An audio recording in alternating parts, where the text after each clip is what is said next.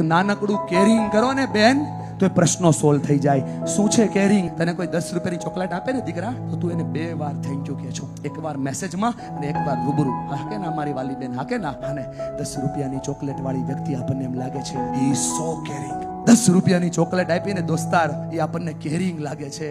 જેણે આપણને જન્મ આપ્યો, છાતી ફાડી અને લોહીનું દૂધ બનાવીને પાયો, ઈ માં આપણને કેરિંગ લાગતી નથી યાર. એટલે પ્રશ્નો થઈ રહ્યા છે. ઈ બાપને ક્યારેય પોતાની માને વાલ કરતા જોયો જ નથી, એટલે એને કેરિંગ હું છે ઈ સમજાતું નથી. આ દુનિયામાં બાપથી મોટું કેરિંગ કોઈ ના કરી શકે.